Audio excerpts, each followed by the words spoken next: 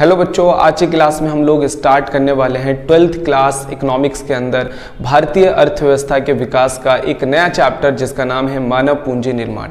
मानव पूंजी निर्माण हमारे बोर्ड एग्जाम के अंदर 6 to 8 मार्क्स तक का आ जाता है और आज की क्लास के अंदर हम इस चैप्टर को कंप्लीटली खत्म करने वाले हैं। चैप्टर के अंदर जो भी इंपॉर्टेंट टॉपिक है उसको डिटेल में जाकर आपको समझाने वाला हूं विद इंपॉर्टेंट कीवर्ड्स, और आपको साथ साथ बताते भी रहूंगा कि कौन सा टॉपिक है जो एग्जाम के अंदर सबसे ज्यादा पूछा जाता है। तो आइए हम लोग इस चैप्टर को स्टार्ट करते हैं। चैप्टर बहुत ज्यादा इजी है, बस थोड़ा सा लेंदी चैप्टर है, इसलिए वीडियो भी हल्की से हमारी लेंदी होने वाली है। ठीक है, बस आप आराम से समझते जाना और सारी चीजों को नोट करते जाना। चैप्टर आपके दिमाग में होगा जैसे ही खत्म होगा चैप्टर। तो चैप्टर का नाम है मानव पूंजी निर्माण, और मानव पूंजी निर्माण के अंदर जो हमें टॉपिक्स आज की क्लास में क्लियर करने हैं वो क्या है। सबसे पहले मानव संसाधन क्या है, मानव पूंजी निर्माण का मतलब क्या होता है, भौतिक पूंजी और मानव पूंजी में क्या डिफरेंस होता है, कई बार एग्जाम में पूछा गया है। मानव पूंजी निर्माण के स्रोत क्या है, किन चीजों से देश में मानव पूंजी निर्माण बनता है। मानव पूंजी तथा आर्थिक विकास या फिर मानव पूंजी निर्माण का महत्व या भूमिका देश में क्या है। मानव पूंजी निर्माण की भारत में क्या समस्याएं हैं और मानव पूंजी तथा मानव विकास में क्या अंतर होता है, कई बार एग्जाम में पूछा गया है। शिक्षा मानव संसाधन विकास का एक आवश्यक तत्व, यानी मानव पूंजी निर्माण में शिक्षा का सबसे बड़ा रोल होता है। इस चीज को समझाना, इस चीज के ऊपर हमें डिटेल में जो है चीजों को समझना है। ठीक है, तो ये हमारे टॉपिक्स हैं। तो 1 by 1 करके हम सारे छोटे और बड़े टॉपिक जो भी इस चैप्टर के हैं सारे कंप्लीट करने वाले हैं। ठीक है, तो सबसे पहला टॉपिक हमारा रहेगा मानव संसाधन। जैसा कि नाम से ही पता चल रहा है कि मानव को भी एक संसाधन माना गया है। ठीक है, जैसे हम दूसरी चीजों को संसाधन मानते हैं, जैसे कि बिल्डिंग हमारे लिए एक संसाधन है, प्लांट हमारे लिए एक संसाधन है, मशीन हमारे लिए संसाधन है, जमीन हमारे लिए एक संसाधन है, कृषि के अंदर जितना उत्पादन है वो हमारे लिए संसाधन है। इसी तरीके से मानव भी हमारे लिए एक संसाधन है। मैं आपको एक एग्जांपल से समझाता हूं। एक बहुत बड़ा हॉस्पिटल बनाकर तैयार कर दिया गया, बहुत ही बढ़िया उसकी बिल्डिंग बनाकर तैयार कर दी गई, उसके अंदर सारे इंस्ट्रूमेंट और मशीनें लगा दी गई। सिर्फ एक ही चीज की कमी है कि वहां जो काम करने वाले डॉक्टर्स हैं वो डॉक्टर्स ज्यादा एक्सपर्ट नहीं है, यानी कि उन डॉक्टर्स को ज्यादा डॉक्टरी के बारे में नॉलेज नहीं है। तो कोई भी इंसान ऐसे हॉस्पिटल में इलाज करवाना पसंद नहीं करेगा, हालांकि वहां सारी सुविधाएं हैं, बस कमी एक है कि वहां का जो डॉक्टर है वो एक्सपर्ट नहीं है। तो ऐसी स्थिति में कोई भी व्यक्ति उस हॉस्पिटल से इलाज करवाना पसंद नहीं करेगा। इसका मतलब यह है कि जब तक एक हॉस्पिटल के अंदर एक बेहतरीन डॉक्टर नहीं होगा तब तक उस हॉस्पिटल के अंदर जितनी भी चीजें वो सारी चीजें वेस्ट है। इसका मतलब अगर मानव संसाधन नहीं है तो बाकी के जितने संसाधन है वो हमारे लिए एक तरीके से वेस्ट है, वो हमारे लिए एक तरीके से खराब है। इसी तरीके से मान के चलो एक बहुत शानदार आपने स्कूल बनवा दिया, स्कूल के अंदर सारे क्लासरूम बनवा दिया, लाइट पंखा सब कुछ आपने बेहतरीन ढंग से लगवा दिया, लेकिन उस स्कूल के अंदर जो टीचर है पढ़ाने वाला वो इतना एबल नहीं है, तो स्कूल के अंदर जितनी भी चीजें आपने करी, जो बिल्डिंग बनाया, जो लाइट बनाया, सब एक तरीके से वेस्ट है, क्योंकि वहां पढ़ाने वाला जो टीचर है वो एक्सपर्ट नहीं है। तो कुल मिलाकर मैं आपको यह बताने वाला हूं कि मानव संसाधन का मतलब होता है कि हम इंसान को भी एक संसाधन के रूप में देखते हैं। और मानव संसाधन क्या होता है, मानव संसाधन से अभिप्राय ऐसे व्यक्तियों की संख्या में वृद्धि करने से है जिनके पास अपने काम को करने का कौशल है और अपने काम को करने की निपुणता है। यानी कि एक कौशल, यानी कि एक इंटेलिजेंट टीचर जो जानता है बच्चों को कैसे पढ़ाना है, एक इंटेलिजेंट डॉक्टर जो जानता है कि हमें अपने पेशेंट को कैसे हैंडल करना है। ठीक है, वो जानता है कि किस बीमारी में कौन सी अच्छी दवाई देनी है जिससे पेशेंट जल्दी ठीक हो जाए। एक लॉयर जो अपने सेक्शंस को अच्छी तरीके से जानता है। तो कुल मिलाकर ऐसे लोगों की संख्या में देश में वृद्धि करने से है जिनके पास अपने कार्य को करने का कौशल और निपुणता हो, तो उसी को हम लोग मानव संसाधन कहते हैं। मानव संसाधन से अभिप्राय अर्थव्यवस्था में मूल्यवर्धन, मूल्यवर्धन को आप जीडीपी भी बोल सकते हो। मूल्यवर्धन यानी जीडीपी की प्रक्रिया में योगदान करने के लिए मानव की क्षमताओं में, मानव की क्षमताओं से है। इसमें किन लोगों को शामिल किया जाता है, जो लोग अपने काम के अंदर कौशल और निपुणता रखते हैं। तो जैसे बाकी सारी चीजें हमारे लिए संसाधन है, वैसे ही एक पढ़ा लिखा इंसान, एक कौशल व्यक्ति, एक निपुण व्यक्ति जो अपने काम के अंदर एक्सपर्ट हो, वो भी हमारे लिए एक संसाधन है। मानव पूंजी निर्माण का मतलब क्या होता है, जब हम मानव संसाधन को बढ़ाते हैं तो वही मानव संसाधन हमारे लिए एक मानव पूंजी बन जाता है। क्या बन जाता है, मानव पूंजी। तो मानव संसाधन को बढ़ाने की प्रक्रिया हमारे लिए क्या कहलाती है, मानव पूंजी निर्माण। देश के अंदर ऐसे लोगों की संख्या का बढ़ाना जो अपने काम के अंदर कौशल हो और अपने काम के अंदर निपुण हो, तो उसी को हम लोग कहते हैं मानव पूंजी निर्माण। तो अर्थव्यवस्था के अंदर एक बहुत बड़े अर्थशास्त्री थे जिनका नाम था मेयर, जो कि मानव पूंजी निर्माण को बहुत ही नज़दीक से जानते हैं और उसके एक्सपर्ट थे। तो उनका क्या कहना है इस बारे में जरा समझते हैं।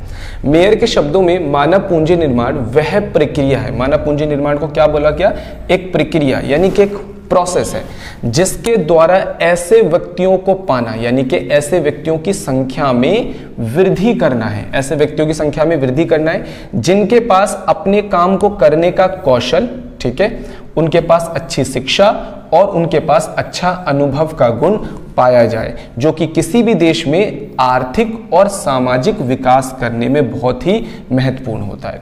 तो मानव पूंजी निर्माण भाई एक ऐसी प्रक्रिया है जिसमें हम उन लोगों की संख्या देश में बढ़ाते हैं जो अपने कौशल, शिक्षा और अनुभव से देश के आर्थिक विकास यानी कि जीडीपी और राजनीतिक विकास में देश में क्या देते हैं, योगदान देते हैं। तो अब आपको मानव पूंजी निर्माण का मतलब समझ में आ गया होगा, ठीक है। एक अच्छा बच्चों, नेक्स्ट टॉपिक हम समझने वाले हैं भौतिक पूंजी तथा मानव पूंजी के बीच में क्या डिफरेंस होता है, ठीक है। तो कई बार एग्जाम में पूछा गया है भौतिक पूंजी और मानव पूंजी के बीच में क्या डिफरेंस है। सबसे पहले भौतिक पूंजी में बताया जाता है कि भौतिक पूंजी से अभिप्राय उत्पादन की उत्पादित संसाधनों से, ये संसाधन उत्पादन किए जाते हैं, जैसे कि एग्रीकल्चर प्रोडक्ट हमारे लिए संसाधन है, उत्पादन किए जाते हैं, ठीक है। फर्नीचर हो गया, प्लांट हो गए, मशीन हो गए, ये सब क्या किया जाता है, उत्पादन किया जाता है, क्लियर हो गया। जबकि इसमें क्या बताया गया कि ये ना अर्जित किया जाता है, ठीक है, ये अर्जित कौशल और विशेषज्ञता है। इसके अंतर्गत हम अच्छी शिक्षा, अच्छा स्वास्थ्य देकर ऐसे लोगों की संख्या में वृद्धि करते हैं जो हमारे देश में जीडीपी में योगदान देते हैं और भौतिक पूंजी का अच्छे से इस्तेमाल करते हैं। जैसे मैं एक एग्जांपल देता हूँ, एक हॉस्पिटल है, हॉस्पिटल में बहुत सारी बड़ी बड़ी मशीनें रखी हुई है और उन मशीनों से किसी से अल्ट्रासाउंड किया जा रहा है, किसी से एक्सरे किए जा रहे हैं, किसी से ब्लड टेस्ट किया जा रहा है, तो वो सब हमारे लिए क्या है, भौतिक पूंजी है। और जो एक्सपर्ट उन मशीनों का इस्तेमाल करेंगे वो हमारे लिए क्या है, एक मानव पूंजी है। तो भौतिक पूंजी उत्पादन किया जाता है, जबकि मानव पूंजी उन मशीनों को इस्तेमाल करने के लिए उन पे ट्रेनिंग दी जाती है, लोगों को ट्रेनिंग दी जाती है, फिर लोग उस मशीनों का अच्छे से इस्तेमाल किया जाता है। तो ये अर्जित कौशल और विशेषज्ञता है, क्लियर हो गया। ये स्पर्शनीय होती है, ठीक है, और ये अस्पर्शनीय होती है। भौतिक पूंजी को हम स्पर्श कर सकते हैं, जैसे कि मशीन है, प्लांट है, प्रोडक्ट है, तो ये सब हम स्पर्श कर सकते हैं जिनकी मदद से उत्पादन किया जाता है, ठीक है। और ये अस्पर्शनीय होते हैं, डॉक्टर की नॉलेज, टीचर की नॉलेज, वर्कर की नॉलेज, ठीक है, ये अस्पर्शनीय होती है, इन्हें हम स्पर्श नहीं कर सकते। समय के बीतने के साथ इनमें घिसावट आती है, जैसे एक मशीन धीरे धीरे पुरानी हो जाती है, फिर हम नई मशीन लेकर आते हैं, तो इसी तरीके से मानव पूंजी में भी घिसावट आती है, यानी कि ऐसे लोगों की संख्या देश में लगातार कम भी होती रहती है जो एक्सपर्ट है। देखो 60 साल 70 साल हो गया, एक डॉक्टर, उसकी डेथ हो जाएगी, एक बहुत इंटेलिजेंट इंजीनियर था, उसकी भी डेथ हो जाएगी, टीचर की भी डेथ हो जाएगी। तो धीरे धीरे ऐसे देश में लोग बढ़ने भी चाहिए, तो शिक्षा और स्वास्थ्य देकर ऐसे लोगों की संख्या में एक तरफ से वृद्धि करके हम इसकी घिसावट को कम कर सकते हैं, क्लियर हो गया। उसके बाद अगला पॉइंट बताया जाता है कि ये अधिक गतिशील होते हैं। देखो वस्तु और सेवाओं की जो गतिशीलता होती है वो बहुत अधिक होती है, एक देश से दूसरे देश के बीच में बहुत सारी चीज़ों का लेन देन किया जाता है, इलेक्ट्रॉनिक आइटम्स है, फर्नीचर के आइटम्स हैं, ठीक है, मशीन है, प्लांट है, ये बहुत तेज़ी से लेन देन किए जाते हैं। तो ये जो होते हैं ना, ये अधिक गतिशील होते हैं, लेकिन एक देश दूसरे देश को अपने पढ़े लिखे लोग, अपने एक्सपर्ट लोग, अपने निपुण लोगों को बहुत तेज़ी से आने जाने नहीं देता है, तो ये कम गतिशील होते हैं। कुल मिलाकर जो भौतिक पूंजी होता है उसका दो देशों के बीच में आना जाना तेज होता है, जबकि मानव पूंजी का कम होता है, ठीक है। इसके भौतिक पूंजी में बताया गया है कि इसके अंदर इसे मालिकों से अलग किया जा सकता है। मालिकों से क्या किया जा सकता है, अलग। मान के चलो कि मेरे पास एक जमीन है, तो जमीन अलग है और मैं अलग हूँ। मेरे जो पास एक फर्नीचर है, तो फर्नीचर अलग है, मैं अलग हूँ। मेरे पास बहुत सारा पैसा है, तो पैसे को मेरे से अलग किया जा सकता है, ठीक है। इंसान मर जाता है, ये सारी चीजें छोड़ के चला जाता है। जबकि एक व्यक्ति डॉक्टर है, तो उसके पास बहुत सारी नॉलेज है, तो क्या उसकी नॉलेज उससे अलग कर सकते हैं, नहीं कर सकते। अगर वो मर जाएगा तो अपनी नॉलेज भी साथ लेके चला जाएगा, ठीक है। तो कुल मिलाकर जो मानव पूंजी होता है उसे मालिक से अलग नहीं किया जा सकता, और जो भौतिक पूंजी है उसको मालिक से अलग किया जा सकता है। क्लियर है? यह आर्थिक और तकनीकी प्रक्रिया है। कैसी प्रक्रिया है? आर्थिक और तकनीकी प्रक्रिया, याद रखेंगे। और ये कैसी प्रक्रिया है? सामाजिक प्रक्रिया है। शिक्षा, स्वास्थ्य, ये एक सामाजिक प्रक्रिया है। क्लियर हो गया? इसे आयातों के द्वारा बनाया जा सकता है। अगर देश के अंदर भौतिक पूंजी नहीं है, ध्यान से समझना, अगर देश में भौतिक पूंजी नहीं है तो इसे आयातों से बनाया जा सकता है। हमारे पास मशीन कम है, दूसरे देशों से क्या करेंगे? मंगवा लेंगे। हमारे पास एग्रीकल्चर प्रोडक्ट नहीं है, दूसरे देशों से मंगा लेंगे। हमारे पास कोई भी चीज इस तरीके की नहीं है, तो भौतिक पूंजी को दूसरे देशों से इजीली मंगाया जा सकता है। ठीक है? जबकि हमारे पास अच्छे डॉक्टर नहीं है, अच्छे वर्कर्स नहीं है, अच्छे इंजीनियर्स नहीं है, तो इन लोगों को दूसरे देशों से लाना थोड़ा सा मुश्किल होता है। तो कुल मिलाकर मानव पूंजी को इतनी आसानी से आयात नहीं किया जा सकता और भौतिक पूंजी को आसानी से आयात किया जा सकता है। तो आई होप टॉपिक आपको समझ में आ गया होगा। मानव पूंजी निर्माण के स्रोत। मानव पूंजी में देश में किन किन चीजों का रोल होता है? बहुत सिंपल सा एक क्वेश्चन है कि मानव पूंजी निर्माण के स्रोत बताइए। स्रोत मतलब कौन कौन सी ऐसी चीजें हैं जिसपे किसी भी देश का मानव पूंजी निर्माण टिका हुआ होता है। सबसे पहला, शिक्षा पर व्यय। देश में जितना ज्यादा शिक्षा पर खर्च होगा उतनी ही तेजी से देश के अंदर अच्छे डॉक्टर्स, अच्छे वर्कर्स, ठीक है, अच्छे इंजीनियर्स बढ़ेंगे, यानी कि देश में कौशल और निपुण लोगों की संख्या बढ़ेगी। तो एक अच्छी शिक्षा प्रणाली जहां पर देश में सरकार बहुत सारा पैसा किसी शिक्षा पर खर्च करती है, वहां का मानव पूंजी निर्माण ज्यादा होता है। आप किसी भी देश को उठाकर देख लो, जहां का शिक्षा का बजट अच्छा है, वहां पर मानव पूंजी का जो लेवल है वो बहुत ही अलग है। ठीक है? तो इसमें यही सारी बातें बताई गई है और इसमें बताया गया है कि भारत जैसे देश के अंदर शिक्षा पर सरकार बहुत तेजी से अपना बजट बढ़ा रही है। इवन लोग शिक्षा के महत्व को जानते हैं और भारी मात्रा में लोन लेकर भी पढ़ाई कर रहे हैं देश के अंदर। शिक्षा और आर्थिक विकास में योगदान देती है। शिक्षा किस में योगदान देती है? आर्थिक विकास में। शिक्षा लोगों की अधिक धन, कह रहा है शिक्षा लोगों को अधिक पैसा कमाने में मदद करती है। शिक्षा लोगों को किसी भी काम के अंदर निपुण बनाती है, कौशल बनाती है, जिससे लोग अपने कार्य को अच्छे से समझ पाते हैं और ज्यादा पैसा कमा पाते हैं। शिक्षा लोगों यह बेहतर सामाजिक स्थिति और गर्व प्रदान करती है। एक शिक्षित व्यक्ति की पर्सनालिटी में चेंज होती है, वो अपने आप को समाज में गर्व महसूस करता है। यह समाज में होने वाले परिवर्तनों को समझने हेतु ज्ञान प्रदान करती है। एक शिक्षित व्यक्ति समाज में होने वाले परिवर्तनों को आसानी से समझता है और धैर्यपूर्वक समझकर क्या करता है? निर्णय लेता है। यह नव प्रवर्तन, शिक्षा देश के अंदर नई नई चीजों की खोज करने में सहायता करता है। यह नई तकनीक को अपनाने में भी हमारी सहायता प्रदान करता है। तो कुल मिलाकर यह है कि शिक्षा आर्थिक विकास में कैसे योगदान देता है, यानी मानव पूंजी निर्माण के अंदर शिक्षा एक बहुत अहम रोल प्ले करता है। और कैसे शिक्षा अहम रोल प्ले करता है ये मैंने आपको यहाँ पर बता दिया। ठीक है? तो आपको याद रखना है, मानव पूंजी निर्माण में सबसे पहला और इंपॉर्टेंट घटक होता है शिक्षा के ऊपर व्यय। अभी शिक्षा के ऊपर पूरा आगे एक बहुत बड़ा टॉपिक भी आने वाला है, तो मैंने इसलिए ज्यादा बात नहीं करी है। दूसरा हमारा आता है स्वास्थ्य पर व्यय। ठीक है? खराब स्वास्थ्य और अल्प पोषण मानव व्यक्ति गुणवत्ता की विपरीत रूप से प्रभावित करता है। यह बीमार श्रमिक जिसे चिकित्सा सुविधा उपलब्ध नहीं है, कार्य से अनुपस्थित रहता है और उत्पादकता की हानि होती है। देश के अंदर अगर कोई ऐसी बीमारी चल रही है, देश के अंदर अगर लोग स्वस्थ नहीं है, देश के अंदर अच्छे हॉस्पिटल नहीं है, अगर देश के अंदर दवाइयों की कमी है या देश के अंदर कुछ भी स्वास्थ्य से रिलेटेड प्रॉब्लम चल रही है, तो ऐसे देश के अंदर बहुत सारे लोग बीमार होंगे, बहुत सारे लोग किसी रोग से ग्रसित होंगे और ऐसा देश कभी भी तरक्की नहीं कर सकता, क्योंकि वहां पर ज्यादातर लोग बीमार रहने की वजह से कार्य से अनुपस्थित रहेंगे और देश के अंदर जीडीपी की हानि होगी। क्लियर है? तो हमारे देश के अंदर मानव पूंजी निर्माण को बढ़ाने के लिए हमारी भारत सरकार बहुत सारा स्वास्थ्य के ऊपर बहुत सारा पैसा खर्च करती है। हम अपने आसपास देखेंगे, हमें बहुत सारी डिस्पेंसरीज दिख जाएंगी। ठीक है? हम आसपास देखेंगे सरकार के द्वारा चलाई जा रही बहुत सारी पॉली क्लिनिक्स दिख जाएंगे। हम आसपास देखेंगे हमारे को बहुत सारे बड़े बड़े हॉस्पिटल्स नजर आ जाएंगे, बहुत सारे रिसर्च सेंटर्स नजर आ जाएंगे।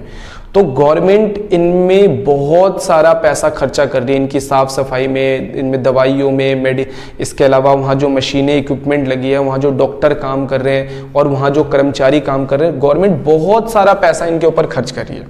और ये सारा पैसा देश में इसलिए खर्चा किया जा रहा है कि देश के लोग स्वस्थ रहें, और स्वस्थ रहेंगे तो अपनी अच्छी बुद्धि के साथ काम करेंगे और किसी भी कार्य के अंदर कौशल और निपुण बनेंगे और देश की जीडीपी में योगदान देंगे। ये सारी कोशिश इसलिए हो रही है। तो कुल मिलाकर मानव पूंजी निर्माण देश का तभी बढ़ सकता है भाई, जब देश के अंदर स्वास्थ्य पर सरकार अच्छा खर्चा करे और लोगों को बीमार होने से बचाए। बच्चों, देश के अंदर सरकार स्वास्थ्य के ऊपर 4 तरीके का खर्चा करती है। निवारण औषधि, जिसमें टीकाकरण वगैरह आ जाता है, बीमारी होने से पहले ही आपको टीका दे दिया, जैसे आपने बच्चों में देखा होगा खसरे का टीका दे दिया जाता है, या फिर हेपेटाइटिस का टीका दे दिया जाता है, ये इसमें आता है।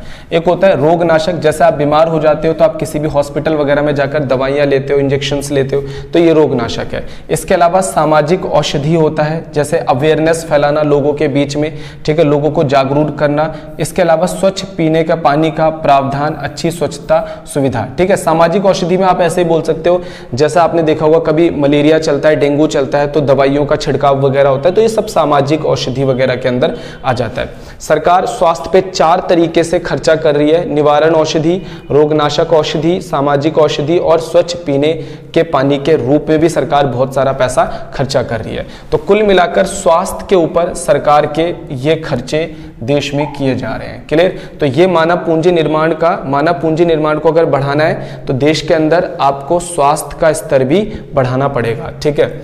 उसके बाद है हमारा कार्य के दौरान प्रशिक्षण। अब ये कार्य के दौरान प्रशिक्षण का मतलब क्या है? देखो, एक चीज हमें समझना होगा कि समय के साथ साथ सारी चीजें परिवर्तित होती है। समय के साथ साथ काम करने का तरीका चेंज होता है, समय के साथ साथ तकनीक चेंज हो जाता है, समय के साथ साथ जो दूसरे देश हैं उनमें तकनीकी परिवर्तन आता है, तो उसी के साथ साथ हमें भी अपने अंदर क्या करना होता है, परिवर्तन करना होता है।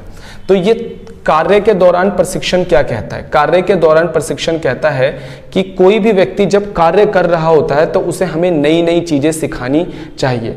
आज हमारे देश में बहुत सारे लोग मल्टीनेशनल कंपनियों में, फैक्ट्रियों में, कारखानों में काम करते हैं, तो उन्हें हर दिन कुछ ना कुछ नया सिखाया जाता है। भाई, कार्य करने का तरीका हर दिन चेंज होता रहता है, हर साल चेंज होता रहता है, तो कुछ ना कुछ उन्हें नया सिखाया जाता है। तो इसीलिए हम किसे कहते हैं, कार्य के दौरान प्रशिक्षण। अगर कार्य के दौरान प्रशिक्षण नहीं दिया जाएगा, मान लो अगर एम्प्लॉइज को नई चीजें नहीं सिखाई जाएंगी, तो एम्प्लॉय कभी भी आने वाले परिवर्तन को एक्सेप्ट नहीं करेगा। तो देश के अंदर कौशल और निपुण व्यक्तियों की संख्या कम होनी शुरू हो जाएगी, ठीक है। नौकरी के दौरान प्रशिक्षण श्रमिकों को अपने विशिष्ट कौशल को और अधिक बढ़ाने में, तीव्र करने में सहायता होता है और उनके कार्य कुशल उत्पादकता के स्तर को बढ़ाता है। तो नौकरी के दौरान प्रशिक्षण का मतलब क्या होता है कि कार्य के दौरान और नई नई चीजें बंदे को सिखाना, ताकि वो अपने कार्य में कौशल हो जाए और निपुण हो जाए। फर्म सदैव नौकरी के दौरान प्रशिक्षण कार्यक्रमों को पूरा करने के लिए तत्पर रहती है। हर फर्म चाहती है कि मेरे एम्प्लॉइज नई नई चीजें सीखे और सीखकर हमारी फर्म को फायदा पहुंचाए। नौकरी के दौरान प्रशिक्षण विभिन्न प्रकार का होता है। श्रमिकों का प्रशिक्षण फर्म के कुशल श्रमिकों की निगरानी में, कई बार श्रमिकों को कुशल श्रमिकों के अंडर रखा जाता है कि भाई आप ये नई नई चीजें सीखो, ठीक है। जैसे मान के चलो कोई इंप्लॉय था, उसका प्रमोशन हुआ तो वो हायर लेवल पे काम करेगा, तो उसे कुछ दिन हायर लेवल के और इंप्लॉइज के साथ रखा जाता है ताकि आप यहां पर काम करने का तरीका सीख लो। क्लियर है? कई बार फर्मों के दूर जाकर भी उसे सीखने की अनुमति दी जाती है। जैसे एग्जांपल देता हूं, जब जीएसटी इंप्लीमेंट आया तो सारे फाइनेंस डिपार्टमेंट के जो इंप्लॉइज हैं उनको बोला गया आप बाहर जाओ, इंस्टीट्यूट्स वगैरह में जाओ, वहां से जीएसटी आप सीख कर आओ, क्योंकि अब मार्केट में जीएसटी चलेगा, ठीक है। और फर्म उच्च उत्पादकता के लाभों का, यानी कि फर्म ऐसा इसलिए करती है ताकि फर्म का प्रोडक्शन बढ़े और फर्म के अंदर कौशल और निपुण व्यक्तियों की संख्या बढ़े। तो देश के अंदर शिक्षा पर किया गया खर्च, स्वास्थ्य पर किया गया खर्च और कार्य के दौरान एम्प्लॉइज को, वर्कर्स को दिया गया एक तरीके से ज्ञान या प्रशिक्षण हमारे देश के अंदर मानव पूंजी निर्माण को बढ़ाने का कार्य करता है। उसके बाद अगला आ जाता है वयस्कों के लिए अध्ययन कार्यक्रम। देखो, हमारे देश में प्राथमिक, माध्यमिक और विश्वविद्यालय एजुकेशन के अलावा भी वयस्कों के लिए कुछ अध्ययन कार्यक्रम होने चाहिए। जैसे कि आपने प्राथमिक 1st to 5th पास करा, 12th पास करा, कॉलेज पास करा, लेकिन इसके अलावा भी स्किल्ड बेस्ड गवर्नमेंट कोशिश कर रही है कि हमारे देश में ऐसे लोगों की संख्या बढ़े जो स्किल्ड बेस्ड काम करें, जैसे कंप्यूटर वगैरह से रिलेटेड काम करें। तो इसके लिए भी सरकार बहुत सारी कोशिशें कर रही है, इसके लिए बहुत सारी संस्थाएं खोल रही हैं, ठीक है। तो ताकि सरकार इन शिक्षा से देश के अंदर मानव पूंजी निर्माण के ग्राफ को ऊपर ले जा सके। इस तरह की औपचारिक शिक्षा के अलावा सरकारी तथा गैर सरकारी संगठन वयस्कों के लिए अध्ययन कार्यक्रम संगठित करते हैं ताकि उन्हें उनके कार्य क्षेत्र में अधिक निपुण बनाया जा सके। इससे उनकी उत्पादकता बढ़ती है तथा मानव पूंजी का निर्माण देश में होता है। महिलाओं के लिए देखा होगा आपने 12th क्लास के अंदर जो स्टूडेंट्स पास हो जाते हैं उसके बाद उनको बहुत सारे कोर्सेज करवाए जाते हैं, जैसे ब्यूटिशियन का काम सिखाया जाता है, फैशन डिज़ाइनिंग का काम सिखाया जाता है, इसके अलावा कंप्यूटर रिलेटेड बहुत सारे वर्क हैं। तो ये सारे क्या हैं, ये सारे वयस्कों के लिए अध्ययन कार्यक्रम है जो माध्यमिक या फिर उच्च शिक्षा पास होने के बाद बच्चा अपने किसी एक काम के अंदर एक्सपर्ट बनकर भी मानव पूंजी निर्माण को देश में बढ़ा सकता है। अगले नंबर पे हस्तांतरण या प्रवसन पर व्यय। इसका मतलब होता है लोगों का एक जगह से दूसरी जगह जाना आसान करना। ठीक है, प्रवसन का मतलब देखो, किसी भी देश में मानव पूंजी निर्माण आप तभी बढ़ा सकते हो जब उस देश के अंदर हस्तांतरण और प्रवसन पर व्यय सरकार के द्वारा अधिक किया जाए या फिर आसान किया जाए। तो कुल मिलाकर मैं आपको ऐसे समझाता हूं। देखो, कोई व्यक्ति गांव में रह रहा है, ठीक है, अब उसने गांव के अंदर से मान के चलो 12th क्लास पढ़ लिया, लेकिन उसके गांव के आसपास कहीं भी एक अच्छा कॉलेज नहीं है। तो आप उसके पास दो ऑप्शन है, या तो वो 12th पास करके ही रह जाए और कोई छोटा मोटा काम कर ले, लेकिन वो बंदा इंटेलिजेंट है, वो आगे पढ़ना चाहता है, लेकिन उसके घर के आसपास कहीं पर भी कॉलेज नहीं है। तो अब उसको जाना पड़ेगा किसी शहरी क्षेत्र की तरफ। तो शहरी क्षेत्र में जाने के लिए उसको ट्रेन का सहारा लेना पड़ेगा। तो ट्रेन का किराया थोड़ा कम होना चाहिए, क्योंकि बेचारा स्टूडेंट है, पैसे कम है। तो सरकार ने, आपने देखा होगा हमारे देश के अंदर रेलवे के अंदर सरकार कितनी सब्सिडी देती है पता है? हम जो रेलवे का टिकट खरीदते हैं उसमें सरकार 50% का हमें क्या देती है, ऑफ देती है। आप कभी भी रेलवे पे पढ़ना तो उसमें लिखा रहता है सरकार किराए का अधिक से अधिक 50% ही आपसे वसूलती है। यानी कि जहां पर किराया होना चाहिए 2000, सरकार आपसे सिर्फ 1000 लेती है। सरकार पता है ऐसा क्यों कर रही है? ऐसा सरकार इसलिए कर रही है क्योंकि सरकार को पता है कि रेलवे में बहुत सारे गरीब लोग सफर करते हैं। एक मजदूर जिसको रोजगार नहीं मिल रहा गांव के अंदर, वो शहरी क्षेत्रों में जाता है तो उस रेलवे का इस्तेमाल करता है। अगर मैं रेलवे का फेयर डबल कर दूंगा तो हो सकता है बहुत सारे मजदूर गाँव में ही रह जाए और वो शहरी क्षेत्रों की तरफ ना जा पाए। बहुत सारे ऐसे स्टूडेंट सफर करते हैं जो गाँव से जा रहे हैं शहरों में पढ़ने के लिए, फिर शहरों से फिर वापस अपने गाँव जाते हैं। अगर हम रेलवे का फेयर बहुत ज्यादा बढ़ा देंगे तो हो सकता है कि देश में बहुत सारे ऐसे बच्चे हैं जो पढ़ने के लिए दूर ना जा पाए। तो कुल मिलाकर सरकार हस्तांतरण और प्रवसन पर बहुत सारा व्यय करता है। वो परिवहन के रूप में करता है, वो जीवन निर्वाह की लागत के रूप में करता है। सरकार प्रवसन को जितना आसान बनाएगी, एक स्थान से दूसरे स्थान पर जाना लोगों के लिए जितना आसान करेगी, ये प्रवसन उतना ही ज्यादा होगा। लोग अपनी जरूरत के हिसाब से आसानी से क्या होगा, रोजगार की तलाश में एक जगह से दूसरी जगह पर जाएंगे, शिक्षा की तलाश में एक जगह से दूसरी जगह पर जाएंगे, स्वास्थ्य की तलाश में एक जगह से दूसरी जगह पर जाएंगे। और लोग जितनी आसानी से एक जगह से दूसरी जगह पर जाएंगे उनको सारी सुविधाएं आसानी से मिलेगी और देश के अंदर मानव पूंजी का निर्माण हो पाएगा। तो अब आपको हस्तांतरण और प्रवसन पर व्यय का मतलब समझ में आ गया होगा। एक बार आप इसे पढ़ोगे तो आपको क्लियर हो जाएगा। ठीक है बच्चों, अगला पॉइंट यहां पर रहेगा सूचना पर व्यय। मानव पूंजी निर्माण में एक अहम भूमिका निभाता है हमारा सूचना पर व्यय। अब ये सूचना पर व्यय क्या है? श्रम बाजार और अन्य बाजारों से संबंधित सूचनाओं को प्राप्त करने पर व्यय होता है। इसमें शैक्षणिक संस्थाओं और उनके शैक्षणिक स्तर और शिक्षा की लागत के बारे में सूचना एकत्र करने पर किया गया व्यय सम्मिलित होता है। अगर आपको समझ में नहीं आया मैं आपको समझाता हूँ। देखो, सरकार को बहुत सारा पैसा खर्चा करना पड़ता है सूचना के ऊपर, ये बताने के लिए कि आपको अच्छी शिक्षा कहाँ मिल सकती है, आपको अच्छा स्वास्थ्य कहाँ मिल सकता है, पर्टिकुलर किसी बीमारी का इलाज कहाँ मिल सकता है, आपको एक बेहतरीन रोजगार कहाँ मिल सकता है। ज्यादातर लोग जो होते हैं ना, इन सब चीजों को लेकर अवेयर नहीं होते कि कोई बीमारी हो गई तो इसका सही इलाज हमारे को कहाँ मिल सकता है। अगर हमने इस चीज की पढ़ाई करी है तो हमें एक अच्छा रोजगार कहाँ पर अवेलेबल हो सकता है, या फिर मेरे को कोई अच्छी शिक्षा जो मुझे पढ़ना है वो शिक्षा मुझे कहाँ पर अवेलेबल हो सकता है। और इन सब चीजों में अवेयरनेस फैलाने के लिए, इन सब चीजों की इंफॉर्मेशन लोगों तक पहुंचाने के लिए सरकार को पैसा खर्च करना पड़ता है।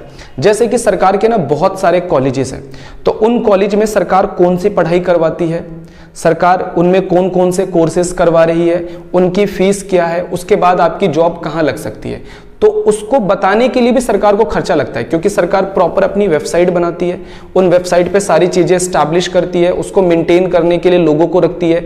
भाई सोचो कि अगर कॉलेज वाले अपनी वेबसाइट ना बनाए तो एक कॉलेज मान के चलो दिल्ली के अंदर है और उस कॉलेज के अंदर एडमिशन लेना चाहता है एक बच्चा कोलकाता का, तो अब वो कोलकाता से दिल्ली विजिट करेगा, उस कॉलेज में जाएगा, पूछेगा यहाँ कौन कौन से कोर्स होते हैं और इन कोर्सेज की फीस क्या क्या है। सोचो अगर सरकार वेबसाइट बना के रखेगी उस कॉलेज की, तो उस वेबसाइट के ऊपर थोड़ा खर्चा तो लगेगा, लेकिन एक कोलकाता का बच्चा दिल्ली आने से बच जाएगा। वो कोलकाता बैठे बैठे उस वेबसाइट को पढ़ लेगा और पता लगा लेगा कि इस कॉलेज के अंदर कौन कौन से कोर्सेज होते हैं, इनकी क्या क्या फीस है, इसके बाद मुझे कहाँ कहाँ जॉब लग सकती है। सेम ऐसे ही बहुत बड़ी बड़ी कंपनियां देश के अंदर है, वो कंपनियां भी बताती कि हमारे यहाँ क्या काम होता है, कब इंप्लॉइज की हायरिंग निकलती है, कब हम इंटरव्यू लेते हैं। तो इन सभी चीजों पर ना बच्चों खर्च हो जाता है, ठीक है, यानी उनको वेबसाइट बनानी पड़ती है, एडवर्टीजमेंट करना पड़ता है, ये सारी चीजें।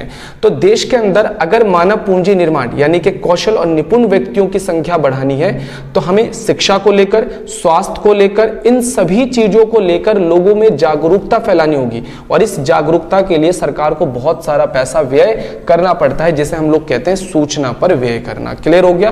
तो बच्चों हमारे सामने क्वेश्चन है, मानव पूंजी निर्माण तथा आर्थिक विकास, यानी कि मानव पूंजी निर्माण आर्थिक विकास में कैसे योगदान देता है, या फिर मानव पूंजी निर्माण का महत्व बताइए या फिर भूमिका बताइए। तो क्वेश्चन आपसे कुछ भी पूछा जा सकता है। सबसे पहला कह रहा है कि मानव पूंजी निर्माण, मानव पूंजी जो है वो भौतिक पूंजी का प्रभावपूर्ण प्रयोग करती है। यार देश के अंदर किसी भी काम को करने के लिए एक्सपर्ट और निपुण लोग होंगे, यानी कि एक्सपर्ट और स्किल्ड लोग होंगे, तभी तो वो भौतिक पूंजी का अच्छे से इस्तेमाल कर पाएंगे। जैसे मैंने आपको शुरू में एग्जांपल दिया था कि एक बहुत बड़े हॉस्पिटल बनाया, हॉस्पिटल में बहुत सारी मशीन रख दी, लेकिन उन मशीनों को इस्तेमाल करने के लिए आपको नॉलेजेबल व्यक्ति भी तो चाहिए। तो क्या होगा, देश के अंदर भौतिक पूंजी को अगर सही ढंग से इस्तेमाल करना है तो आपको मानव पूंजी आपके पास होना चाहिए। क्लियर? तो पहला टॉप पॉइंट इसमें समझ में आया होगा आपको। दूसरा समझते हैं, उच्च उत्पादकता और उत्पादन। कहता है कि मानव पूंजी निर्माण उत्पादकता और उत्पादन को बढ़ावा देती है, क्योंकि ज्ञानवान और प्रशिक्षण श्रमिक संसाधनों का बेहतर ढंग से प्रयोग करते हैं। कहता है कि मानव पूंजी निर्माण में किसी भी काम को करने के लिए एक्सपर्ट और स्किल लोग होते हैं, यानी कि कौशल और निपुण से पूर्ण लोग होते हैं, जो संसाधनों का अच्छे ढंग से इस्तेमाल करते हैं, जिससे हमारी उच्च उत्पादकता होती है, यानी कि हमारा प्रोडक्शन बढ़ जाता है। आविष्कार और नव प्रवर्तन या फिर तकनीकी सुधार। देश के अंदर अगर शिक्षित लोग होंगे, स्वस्थ लोग होंगे, यानी कि देश के अंदर मानव पूंजी बढ़ेगा। मानव पूंजी बढ़ने का मतलब देश के अंदर कौशल और निपुण लोग बढ़ेंगे किसी भी काम को करने के लिए।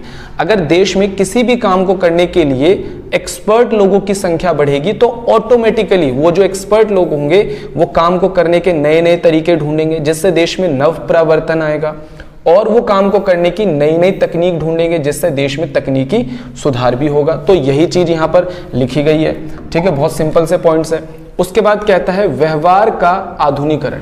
देश में व्यवहार का आधुनिकरण होगा।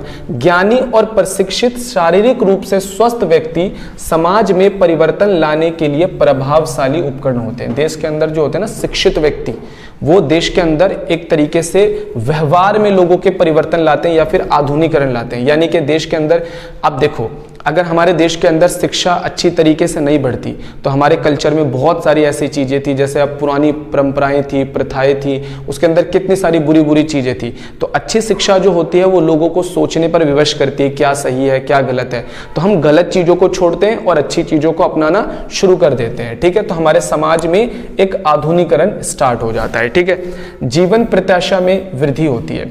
देखो, जो पढ़े लिखे लोग होते हैं, मानव पूंजी निर्माण में हम क्या करते हैं, लोगों को अच्छी शिक्षा देते हैं, जिससे लोग अपना भला और बुरा समझ पाते हैं, लोगों के व्यवहार में परिवर्तन आता है, लोग अवेयर होते हैं, और क्या करते हैं, अच्छा स्वास्थ्य देते हैं, जिससे लोग स्वस्थ रहते हैं। तो कुल मिलाकर अच्छी शिक्षा लोगों को अवेयर बनाता है और अच्छा स्वास्थ्य लोगों को स्वस्थ रहने में मदद करता है। इस प्रकार लोगों की जीवन प्रत्याशा में वृद्धि होती है। क्लियर हो गया?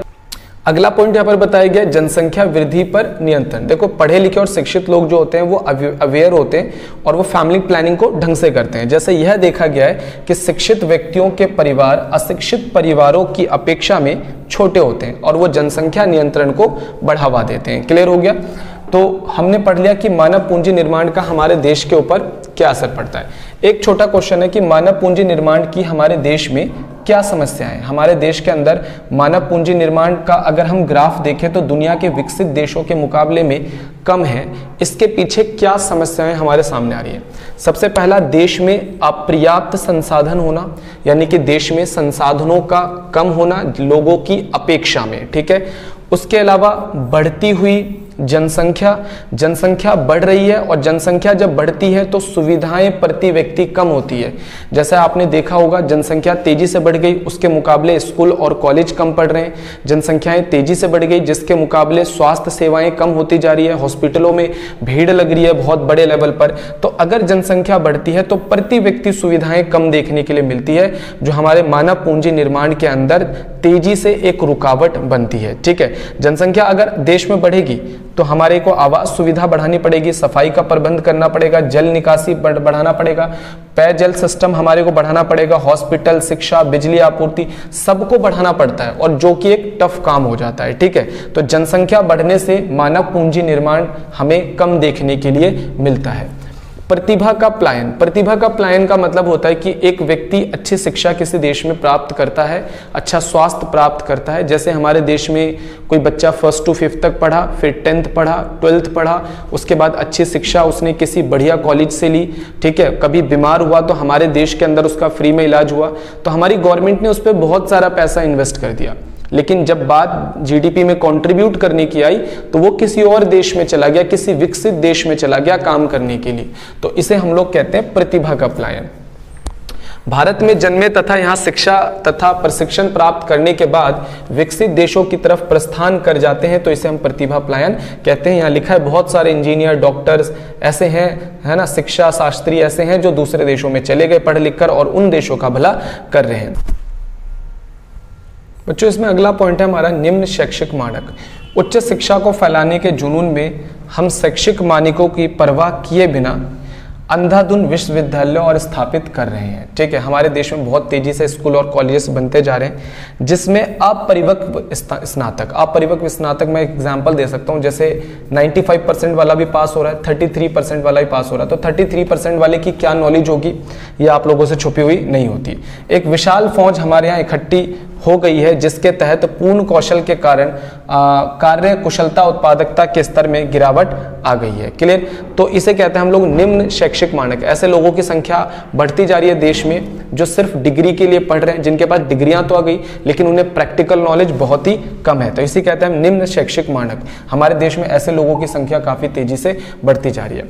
अगला हमारा त्रुटिपूर्ण मानव शक्ति नियोजन। अब ये त्रुटिपूर्ण मानव शक्ति नियोजन का मतलब होता है लोगों का सही ढंग से सही तरीके से इस्तेमाल न होना। कहीं पर बहुत बड़ी बड़ी कंपनियां हैं, वहां पर लोगों की जरूरत है लेकिन वहां पर लोग अवेलेबल नहीं है, और कहीं पर लोग बहुत ज्यादा अवेलेबल है लेकिन वहां पर फैक्ट्रियां और कारखाने कंपनियां नहीं है। जैसे हमारे देश में ज्यादातर लोग रूरल एरिया में रहते हैं जहां पर फैक्ट्री, कारखाने और कंपनियों की बहुत ज्यादा कमी है, ठीक है, और ना वहां पर लोगों के पास पैसा है कि वो ये सारी चीजें डेवलप कर पाए, ना उनके पास रिसोर्स है। वहीं शहरी क्षेत्रों के अंदर ये सारी चीजें बहुत ज्यादा हैं, लेकिन ग्रामीण क्षेत्रों से शहरी क्षेत्रों में आकर रहना बहुत ज्यादा कॉस्टली है, वहां पर पैसा बहुत ज्यादा लगता है, तो लोग वहां पर सर्वाइव नहीं कर पाते। तो ये हमारे देश में एक त्रुटिपूर्ण मानव शक्ति नियोजन है, यानी सही लोगों का सही जगह पर ना होना, यानी कि एक संतुलन नहीं बन पा रहा है किसके बीच में, मांग और पूर्ति के बीच में। अगले नंबर पे कमजोर विज्ञान और तकनीक। देखो, भारत विज्ञान और तकनीक के मामले में शुरू से ही थोड़ा सा पिछड़ा रहा है अगर विकसित देशों के मुकाबले देखा जाए। तो ये भी एक कारण है कि भारत के अंदर तकनीकी और विज्ञान वाली जो शिक्षा है उसका प्रसार थोड़ा सा कम हुआ है। शिक्षा के संदर्भ में आधुनिक शिक्षा के विकास और विज्ञान के क्षेत्र में प्रदर्शन विशेष रूप से असंतोषजनक रहा है। तो ये हमारे मानव पूंजी निर्माण की समस्याएं हैं कि क्यों हमारे मानव पूंजी का निर्माण का जो ग्राफ है वो दुनिया के विकसित देशों के मुकाबले इतनी तेजी से नहीं बढ़ रहा। अब मैं आपको एक और बच्चों, अब हम एक बहुत ही इंपॉर्टेंट टॉपिक इस चैप्टर का स्टार्ट करने वाले हैं, और टॉपिक का नाम है मानव पूंजी तथा मानव विकास के बीच में क्या डिफरेंस है, और कई बार एग्जाम के अंदर ये पूछा गया है। सबसे पहले जो मानव पूंजी और मानव विकास में डिफरेंस है, तो मानव विकास को बोला जाता है कि एक व्यापक अवधारणा है, यानी कि एक बड़ा कंसेप्ट है, ठीक है, और जबकि मानव पूंजी जो है वो उसका एक छोटा सा पार्ट है, यानी कि एक संकीर्ण अवधारणा है। अब मानव विकास और मानव पूंजी में क्या डिफरेंस है, थोड़ा सा मैं आपको समझाने की कोशिश करता हूं, और क्यों मानव विकास को बड़ा बोला जाता है और मानव पूंजी को छोटा। देखो, हमारे देश में रहने वाले हर एक व्यक्ति को अच्छी शिक्षा, अच्छा स्वास्थ्य, आवास, भोजन और वस्त्र का मूलभूत अधिकार होता है। हमारे देश में अगर कोई व्यक्ति इन मूलभूत सुविधाओं को खरीदने में असमर्थ है तो सरकार ये चीजें उनको फ्री में प्रोवाइड करने का भी प्रावधान देती है। जैसे कि अगर कोई व्यक्ति प्राइवेट स्कूल में नहीं पढ़ सकता है, किसी व्यक्ति का बच्चा, तो सरकार उसके लिए सरकारी स्कूल यानी फ्री शिक्षा का प्रावधान देती है।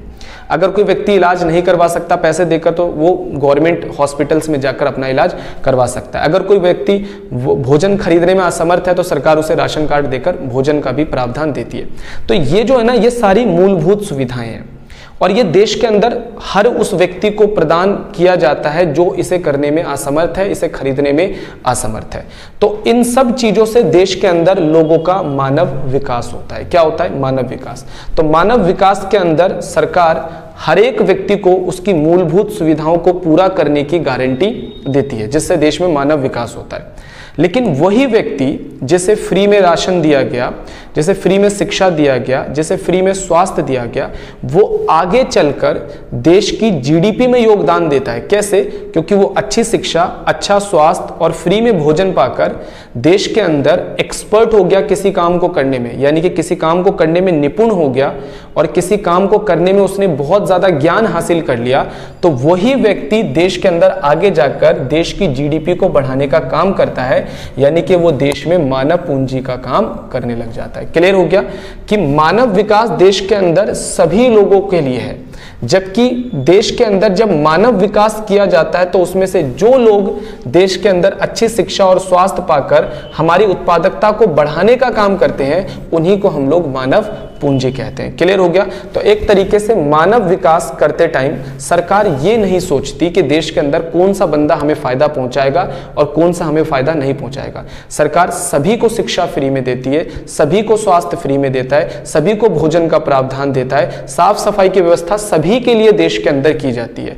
तो जब सरकार मानव विकास करती है तो कभी भी सरकार ये नहीं सोचती कि ये इंसान हमें फायदा देगा या नहीं देगा, लेकिन उसमें से जो लोग देश की जीडीपी को आगे जाकर अपने कुशलता और निपुणता से आगे बढ़ाने का काम करते हैं, देश में उन लोगों को मानव पूंजी के निर्माण में शामिल कर लिया जाता है। क्लियर हो गया?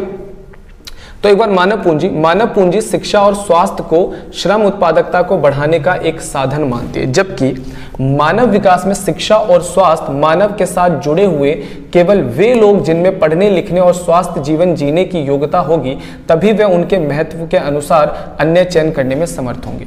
मानव विकास देना आवश्यक है, क्योंकि अगर आपने देश में मानव विकास ही नहीं करा, अगर आपने अच्छी शिक्षा, स्वास्थ्य, ये सारी चीजें नहीं दी, तो सवाल ही नहीं उठता।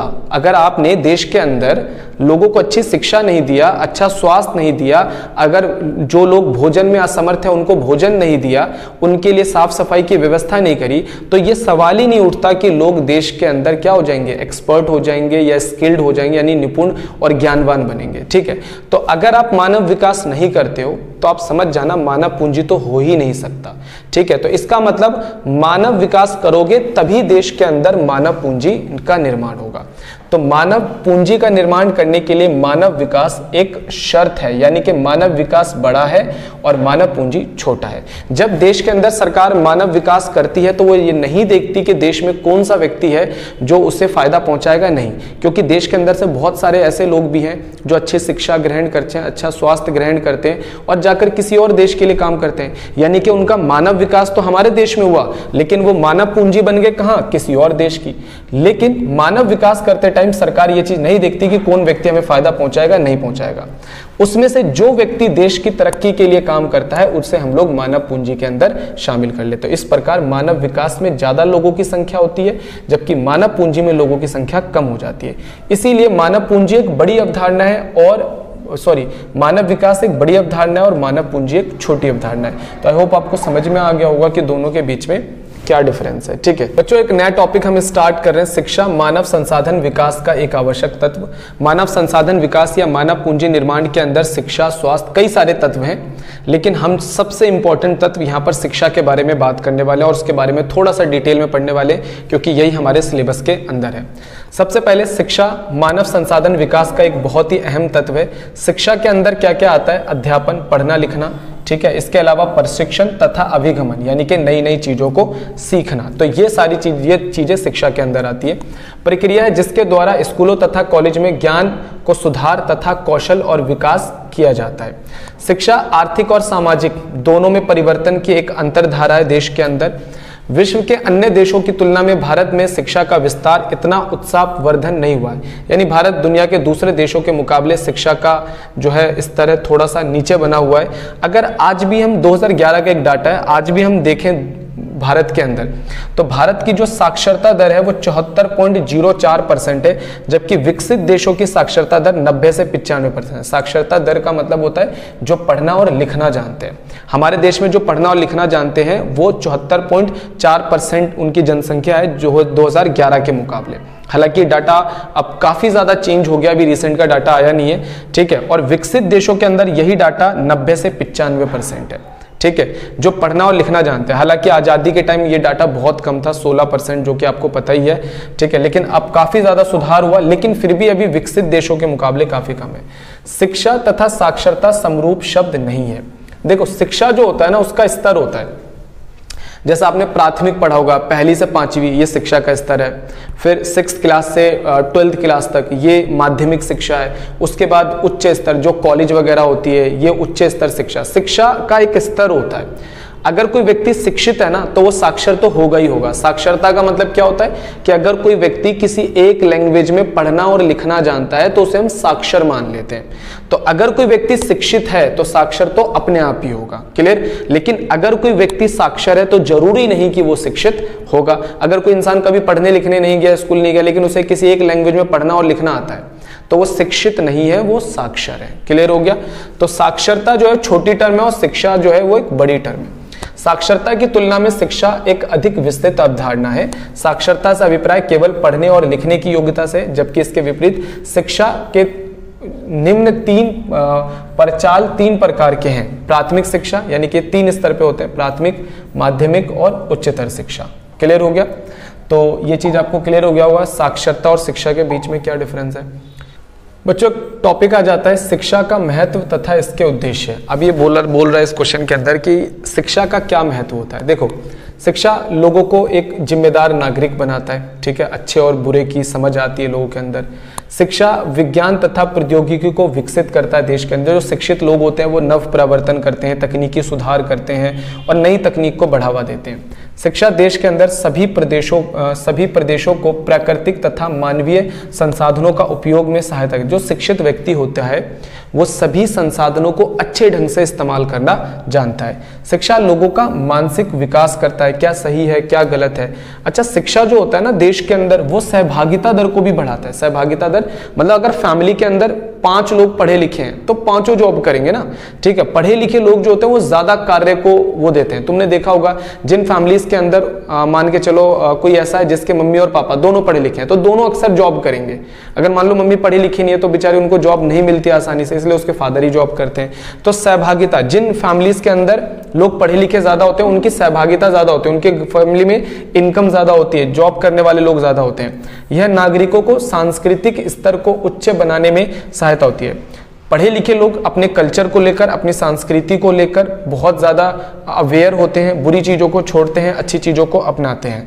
यह मानवीय व्यक्तित्व को विकसित करती है, ठीक है। यह इंसान का व्यक्तित्व विकसित करती है, उनकी पर्सनालिटी में एक तरीके से चेंज करने का काम करती है, ठीक है। बच्चों अब हम एक और बहुत इंपॉर्टेंट टॉपिक स्टार्ट करने वाले हैं इस चैप्टर का, जो कई बार एग्जाम के अंदर आया हुआ है। टॉपिक का नाम है शिक्षा तथा स्वास्थ्य के क्षेत्र में सरकार की हस्तक्षेप की आवश्यकता क्यों है। इसका मतलब यह है कि सरकार आज बहुत बड़े लेवल पर शिक्षा और स्वास्थ्य में पैसा खर्चा कर रही है, अपनी जीडीपी का बहुत बड़ा अमाउंट। दूसरा, सरकार की बहुत सारी संस्थाएं जो शिक्षा और स्वास्थ्य को कंट्रोल करने का काम कर रही है। तो ऐसा सरकार क्यों कर रही है? सबसे पहला कारण, शिक्षा और स्वास्थ्य हमारे देश की मूलभूत सुविधाएं हैं जो सरकार ये प्रावधान देती है कि हमारे देश में सभी लोगों को मिलेगा ही मिलेगा। तो ये हमारी मूलभूत सुविधाएं हैं। तो सरकार, जो लोग देश में गरीब हैं उनको शिक्षा और स्वास्थ्य देना ही पड़ेगा सरकार को, क्योंकि ये हमारी मूलभूत सुविधा है। दूसरा, हमारे देश के अंदर आज भी 20% से ज़्यादा ऐसी जनसंख्या है जो निर्धनता रेखा के नीचे है। जब वो अपने लिए खाना नहीं खरीद सकते तो शिक्षा और स्वास्थ्य की तो बात ही दूर है। और अगर सरकार उनके लिए शिक्षा और स्वास्थ्य फ्री नहीं करता, उनके लिए शिक्षा और स्वास्थ्य पर खर्चा नहीं करता, ना तो उनको अच्छा शिक्षा मिल पाएगा, ना अच्छा स्वास्थ्य मिल पाएगा। और देश के अंदर बहुत सारे लोग जो या तो अनपढ़ रह जाएंगे और जिनको अच्छा स्वास्थ्य न मिलने के कारण बहुत सारे बीमारियों से ग्रसित हो जाएंगे, और ऐसा सरकार कभी भी नहीं चाहेगी।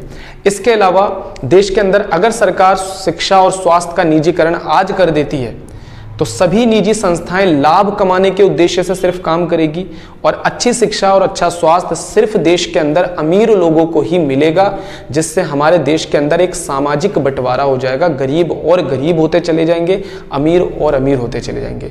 तो ये मैंने आपको कुछ रीज़न बताए कि क्यों आज हमारे देश की सरकार शिक्षा और स्वास्थ्य में इतना बड़ा इन्वेस्टमेंट कर रही है। और इसके अलावा यह कि अगर शिक्षा और स्वास्थ्य का आप निजीकरण कर भी दो, शिक्षा जैसी चीज का अगर आप निजीकरण कर दो और सरकारी हस्तक्षेप उसमें ना हो, तो हर स्कूल अपने अपने हिसाब से अपने सिलेबस का एक पैटर्न चलाएगा। तो किसी स्कूल में कुछ पढ़ाया जाएगा, किसी स्कूल में कुछ पढ़ाया जाएगा। तो सरकार शिक्षा का एक स्तर मेंटेन नहीं कर पाएगी देश के अंदर। तो ये कुछ रीजन है जिसकी वजह से सरकार शिक्षा और स्वास्थ्य के मामलों में भाई बढ़ चढ़कर आगे आती है और अपनी जीडीपी का एक बहुत बड़ा पैसा खर्चा करती है। तो ये पूरे टॉपिक में यही बातें यहां पर लिखी गई है। इन क्षेत्रों में भारी मात्रा में सरकार निवेश करती है, क्योंकि निजी निवेशकों से यह आशा करना बहुत कठिन है। निजी निवेशक तो बस सिर्फ लाभ के लिए काम करते हैं। देश में आज भी निर्धन लोगों की संख्या बहुत ज्यादा है। हमारे देश में निर्धनता रेखा से नीचे रहने वाले लोगों की संख्या बहुत ज्यादा है, जो शिक्षा और स्वास्थ्य को ऊंची कीमतों पर खरीद नहीं सकते। तो ये बातें यहां पर लिखी गई हैं। एक बार आप इसे पढ़ोगे तो आपको समझ में आ जाएगा पूरा, ठीक है। तो इसी वजह से सेवाएं अधिकांश लोगों के पहुंच से बाहर रहेंगी अगर सरकार इनका निजीकरण कर देती है तो, ठीक है। इसीलिए सरकार को बढ़ चढ़कर इनमें हिस्सा लेना पड़ता है। तो मैंने वो सारे पॉइंट्स आपको बता दिए कि क्यों सरकार शिक्षा और स्वास्थ्य के अंदर बढ़ चढ़कर आगे आती है। नियंत्रक संस्था, देश के अंदर शिक्षा और स्वास्थ्य के मामलों को कंट्रोल करने के लिए देश के अंदर शिक्षा का स्तर बनाए रखा जा सके, देश के अंदर स्वास्थ्य का स्तर बनाए रखा जा सके, और देश में सभी लोगों को कम से कम रेट पर अवेलेबल हो, इसके लिए सरकार बहुत सारी योजनाएं बनाती है। और सरकार की कई संस्थाएं शिक्षा और स्वास्थ्य के मामले में देश में काम कर रही हैं। तो आइए जरा हम समझते हैं। सबसे पहले शिक्षा के मामले में, शिक्षा में संघ और राज्य स्तर पर शिक्षा मंत्रालय। सबसे पहले शिक्षा के लिए हर राज्य का अपना अपना शिक्षा मंत्रालय है, और हर देश के अंदर भी एक शिक्षा मंत्रालय है, जो देश के अंदर हर राज्य का शिक्षा मंत्रालय कंट्रोल करता है कि राज्य में जो बच्चे हैं उनको किस स्तर की कैसे शिक्षा देनी है, सिलेबस का पैटर्न क्या रखा जाएगा, क्या बच्चों को पढ़ाया जाएगा, ये शिक्षा मंत्रालय का काम है। इसके अलावा शिक्षा का बजट कितना होना चाहिए सरकार का। शिक्षा विभाग तथा विभिन्न संगठन जैसे राष्ट्रीय शैक्षिक अनुसंधान और प्रशिक्षण परिषद NCERT जो डिसाइड करता है कि देश में बच्चों को किताबों में क्या पढ़ाया जाएगा। विश्वविद्यालय अनुदान योगदान UGC जो कॉलेजों में सिलेबस बताता है कि कॉलेज के बच्चों को किस कोर्स के अंदर क्या सिलेबस पढ़ाया जाएगा, किस पैटर्न पे पढ़ाया जाएगा। और अखिल भारतीय तकनीकी शिक्षा AICTE जो हमारे देश के अंदर तकनीकी शिक्षा को बढ़ावा देने के लिए बनाया गया। तो तीन बड़ी संस्थाओं के बारे में, हालांकि और बहुत सारी संस्थाएं हैं देश के अंदर जो शिक्षा को बढ़ावा देने के लिए या शिक्षा को कंट्रोल करने के लिए देश में बनाया गया है। तो हमारे देश में तीन बड़ी संस्थाओं के बारे में मैंने आपको बताया। NCERT, UGC जो बड़े स्तर पर हमारे देश के अंदर जैसे कॉलेज वगैरह होते हैं उनका सिलेबस वगैरह कंडक्ट करते हैं, और AICTE जो हमारे देश के अंदर तकनीकी शिक्षा वगैरह को बढ़ावा देने के लिए बनाया गया है। स्वास्थ्य में केंद्र और राज्य स्तर पर स्वास्थ्य मंत्रालय बनाया गया है, ठीक है। जैसे शिक्षा मंत्रालय हर राज्य में, स्वास्थ्य मंत्रालय कि भाई स्वास्थ्य पे बजट कितना होना चाहिए, ठीक है। अगर राज्य में कोई बीमारी फैल रही है तो उसे कैसे कंट्रोल करना है, ठीक है, कितना बजट होना चाहिए, तो ये स्वास्थ्य मंत्रालय डिसाइड करता है। स्वास्थ्य विभाग और विभिन्न संगठनों जैसे भारतीय चिकित्सा अनुसंधान परिषद ICMR, भारतीय चिकित्सा अनुसंधान परिषद स्वास्थ्य के क्षेत्र में नियंत्रित करती है। देश के अंदर स्वास्थ्य क्षेत्र को नियंत्रित करने का काम कि देश में किस तरीके की जो है कौन सा मेडिसिन चलेगा, कौन सा मेडिसिन नहीं चलेगा, देश में डॉक्टरों का लेवल क्या होगा, तो ये सब चीज़ जो है ना ICMR तय करता है। तो बस ये आपको थोड़ा सा पढ़ना है। नियंत्रक संस्था, देश में सरकार ने शिक्षा और स्वास्थ्य को कंट्रोल करने के लिए शिक्षा मंत्रालय, स्वास्थ्य मंत्रालय और इसके अलावा और कुछ संस्थाएं बनाई हुई हैं जो देश में शिक्षा और स्वास्थ्य के रख रखाव के लिए कार्य करती है। शिक्षा पर सरकारी व्यय, आप जरा समझते हैं कि सरकार शिक्षा पर कितना कितना व्यय करती है। सरकार शिक्षा पे जो भी व्यय करती है उसे हम दो तरीके से नाप सकते हैं। पहला, हम उसे सरकार के टोटल खर्चों के प्रतिशत के रूप में नाप सकते हैं। दूसरा, हम उसे GDP के रूप में भी नाप सकते हैं। भारत के अंदर सरकार जितना पैसा खर्च करती है उसमें उस टोटल खर्चे का 1992 में शिक्षा पर 7.92%, यानी सरकार अगर 100 रुपए खर्च करेगी तो उसमें से लगभग 8 रुपए पहले किस पे खर्च करती थी, शिक्षा पे। लेकिन 2004 में का ये डाटा दिया है जिसमें सरकार अगर 100 रुपए खर्च करती है तो लगभग उसमें से 16 रुपए सरकार किसके लिए खर्च करती है, शिक्षा के लिए खर्च करती है। अगर हम इसे GDP के अनुसार देखा जाए, GDP के अनुसार देखा जाए तो 1992 में सरकार अपनी GDP का 0.69% खर्च किया करती थी, जो कि अब 2014 का डाटा दिया है शिक्षा पर सरकार 4.13% पैसा खर्च करती है। यानी GDP में से सरकार इतना पैसा किसके ऊपर खर्च करती है, शिक्षा के ऊपर। क्लियर, ये डाटा आपने थोड़ा सा याद रखना है।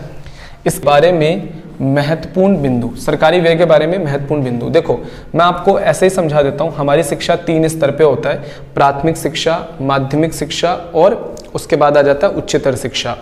तो प्राथमिक शिक्षा पे सरकार सबसे ज्यादा पैसा खर्चा करती है। रीजन है कि प्राथमिक स्कूल्स बहुत ज्यादा होते हैं, ठीक है, और नंबर ऑफ स्टूडेंट्स भी बहुत ज्यादा होते हैं, जबकि माध्यमिक में स्टूडेंट्स कम हो जाते हैं लेकिन पर स्टूडेंट का खर्चा बहुत ज्यादा बढ़ जाता है। जैसे प्राथमिक शिक्षा में हमें एक ही टीचर सारे सब्जेक्ट्स पढ़ा देता था, लेकिन जब हम माध्यमिक में आते हैं जैसे 10th क्लास में, 11th में, तो उसमें हम देखते हैं कि हर सब्जेक्ट का स्पेशल टीचर होता है। तो आपको याद रखना है कि सरकार सबसे ज्यादा पैसा वैसे तो प्राथमिक शिक्षा पे करती है क्योंकि स्कूल वगैरह बहुत ज्यादा होते हैं, फिर माध्यमिक पे, फिर उच्चतर शिक्षा पे। लेकिन माध्यमिक और उच्चतर शिक्षा में एक स्टूडेंट के ऊपर जो खर्चा होता है वो प्राथमिक के मुकाबले काफी ज्यादा होता है। क्लियर, तो सरकार को हमारे देश में माध्यमिक और उच्चतर शिक्षा में बजट बढ़ाना चाहिए, ठीक है। इसका मतलब ये नहीं कि प्राथमिक में कम कर देना चाहिए, प्राथमिक में ठीक है, बल्कि सरकार को माध्यमिक और उच्चतर शिक्षा में क्या करना चाहिए, अपना बजट थोड़ा बढ़ाना चाहिए। तो आप अगर ये दोनों लाइंस पढ़ोगे तो आपको इसी तरीके की कुछ जानकारियां यहां पर मिलेंगी। इसके अलावा राज्य वाइज सरकार देखो, कुछ राज्य जो है शिक्षा में ज्यादा खर्चा करती है, कुछ राज्य कम खर्च करती है। तो इस हिसाब से बताया गया कि जो हिमाचल प्रदेश है वो सबसे ज्यादा शिक्षा के अंदर खर्चा करता है, जबकि बिहार जो है उसका शिक्षा का बजट काफी ज्यादा कम है। तो एक यहाँ पर एक कंपैरिजन भी बताया गया है, हर राज्य का अलग अलग शिक्षा का अपना अपना बजट है। क्लियर, तो अभी रिसेंट के ईयर्स में बहुत सारे जो राज्य हैं उन्होंने अपने शिक्षा का बजट बढ़ाया भी है, जैसे इसमें इंक्लूडिंग है हमारा दिल्ली ने शिक्षा का बजट बहुत तेजी से बढ़ाया है। क्लियर, उसके बाद आ जाते हैं शिक्षा पर अपर्याप्त व्यय। क्या भारत में जो शिक्षा पर व्यय किया जा रहा है वो काफी कम है? यस, भारत में जो भी शिक्षा पर व्यय किया जा रहा है वो अगर भारत में स्टूडेंट्स की पॉपुलेशन को देखा जाए तो वो काफी ज्यादा कम है। और अगर हम डेवलप्ड कंट्रीज से कंपेयर करते हैं तो भारत में शिक्षा के ऊपर किया गया निवेश काफी ज्यादा उन देशों के मुकाबले कम है। विभिन्न समितियों द्वारा सिफारिश किए गए वांछित शिक्षा पर व्यय का स्तर की तुलना में शिक्षा पर व्यय बहुत कम है। यानी कि जो हमारे देश की जो शिक्षा की एजेंसियां हैं या जो संस्थाएं हैं वो हर बार सरकार से आशा कर रही है कि सरकार ज्यादा खर्च करेगी, लेकिन उनके मुकाबले, उनके आशा के मुकाबले सरकार ने बहुत कम पैसा ही शिक्षा के अंदर खर्च किया है, बहुत कम है। 40 से अधिक वर्ष पूर्व शिक्षा आयोग 1964 से 66 में एक अंदाजा लगाया गया था जो कि 1964 से 66 में सिफारिश की थी कि जीडीपी का कम से कम 6%। इस ईयर में ना हमारे जो बहुत बड़े बड़े राजनेता थे, संस्थाएं थी या शिक्षा आयोग था, उन्होंने एक सिफारिश की थी सरकार से कि अगर देश में अच्छी शिक्षा लानी है तो हमें कम से कम जीडीपी का 6% तो खर्च करना ही चाहिए। लेकिन अगर आज भी हम देखें तो हमारे देश में जीडीपी का 4 से 5% ही शिक्षा के ऊपर खर्च किया जाता है, जो कि वर्तमान में काफी कम माना जाता है। परंतु वर्तमान में व्यय का स्तर 4% से थोड़ा कम है, जो कि काफी कम है। क्लियर, तो वैसे मेरे हिसाब से अभी जो रिसेंट का डाटा है वो 4 से 5% के बीच का है। हालांकि ये अंदाजा लगाया गया था हमारे प्लानर्स के द्वारा इन सालों में कि अगर देश में अच्छी शिक्षा प्रदान करनी है तो कम से कम जीडीपी का 6% खर्च होना चाहिए, जो कि बहुत ज्यादा कम है। आज भी 4 से 5% के बीच में ही खर्च किया जाता है। तो बच्चों एक टॉपिक आ जाता है निशुल्क और अनिवार्य शिक्षा का प्रावधान।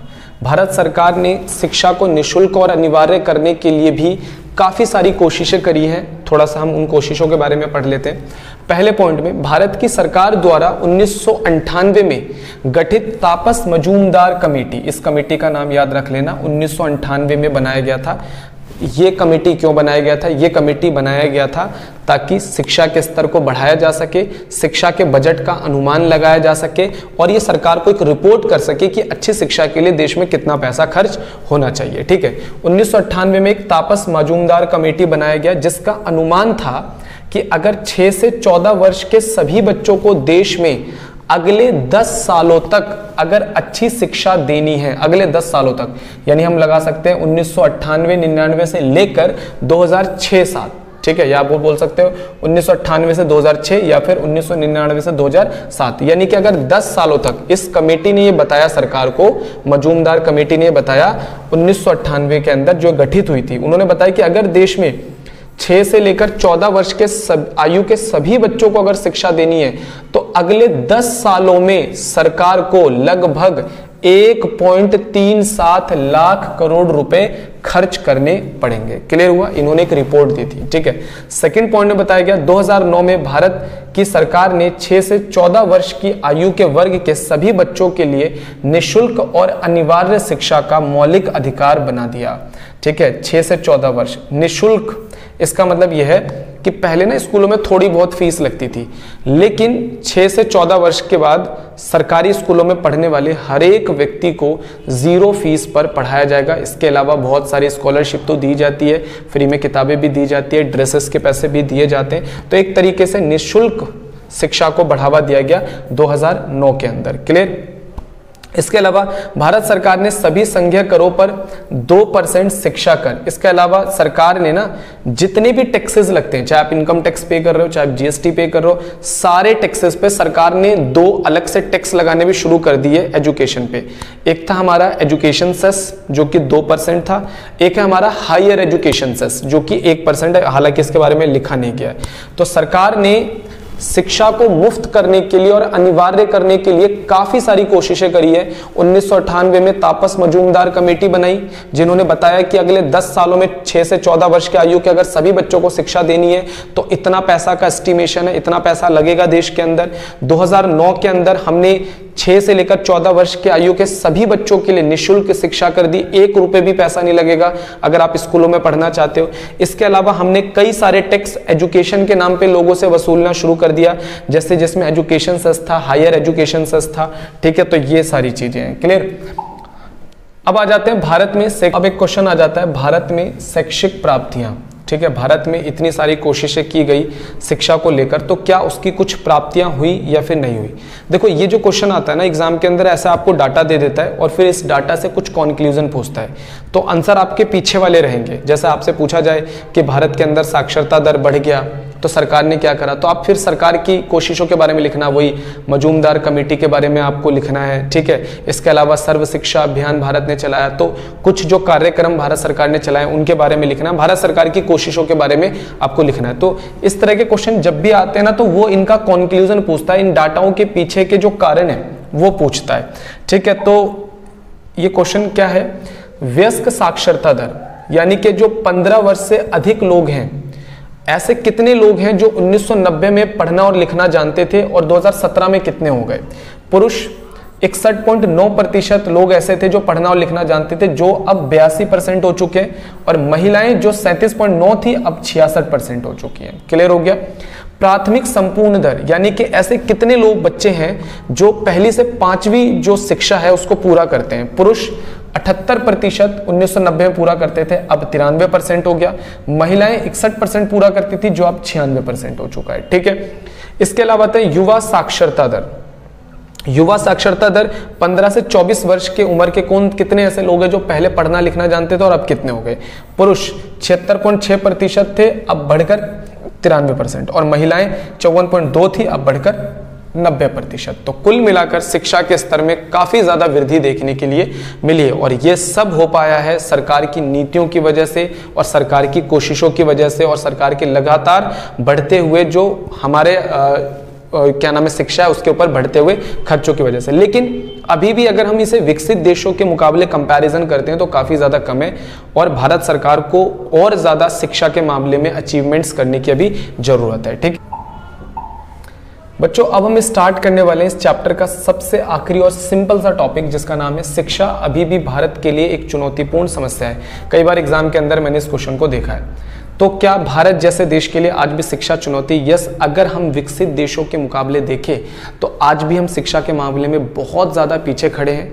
दूसरा, हालांकि आज़ादी के बाद से लेकर आज तक शिक्षा के स्तर में, शिक्षा में बहुत सारे सुधार भारत सरकार ने किए और बहुत सारी अचीवमेंट्स भी मिली, लेकिन आज भी बहुत सारी ऐसे लक्ष्य हैं जिनको प्राप्त करना बाकी रह गया। तो आइए जरा समझते हैं कि भारत के इस बढ़ते हुए शिक्षा की लहर में कौन कौन से ऐसे पॉइंट है जो भारत सरकार को दिक्कत पहुंचा रहे हैं। सबसे पहला, निरक्षर व्यक्तियों की बड़ी संख्या। आज भी भारत में 36 करोड़ से ज्यादा लोग अनपढ़ हैं। उनको शिक्षा देना और उनकी आने वाली जनरेशन को शिक्षा देना भारत सरकार के लिए बहुत बड़ा सरदर्द है। दूसरा, अपर्याप्त व्यवसायीकरण। शिक्षा का पर्याप्त व्यवसायीकरण भारत में नहीं हो पा रहा। सिर्फ डिग्री ले लेकर लोग बैठ रहे हैं। अगर उन पढ़े लिखे लोगों को अच्छा व्यवसाय नहीं मिलेगा, अच्छा रोजगार नहीं मिलेगा, तो हमारे देश में शिक्षा का महत्व कम होगा। जो लोग शिक्षा प्राप्त नहीं कर रहे वो सोचेंगे पढ़ लिख कर भी क्या फायदा हो रहा है। तो एक तरीके से भारत में शिक्षा का पर्याप्त व्यवसायीकरण हो रहा है। पढ़े लिखे जो शिक्षित युवा हैं उनकी बेरोजगारी देश में बढ़ रही है, जो शिक्षा के महत्व को देश में कम कर रही है। लिंग भेद, आज भी लड़का और लड़की की शिक्षाओं में भेद किया जाता है। लड़कियों की शिक्षा को ज्यादा बढ़ाया जाता है जबकि लड़कियों की शिक्षा आज भी बहुत ज्यादा पिछड़ी हुई है देश के अंदर, जो बहुत बड़ा सरकार के लिए एक तरीके से सरदर्द है। ग्रामीण क्षेत्रों में शिक्षा का निम्न स्तर, ग्रामीण क्षेत्रों में शिक्षा सुविधाओं का कम होना और अच्छी शिक्षा की क्वालिटी का कम होना, यानी क्वालिटी वाली एजुकेशन का कम होना सरकार के लिए बहुत बड़ा सरदर्द है। तभी तो तुमने देखा होगा ग्रामीण क्षेत्रों से लोग शहरी क्षेत्रों के अंदर अच्छी शिक्षा के लिए आते हैं।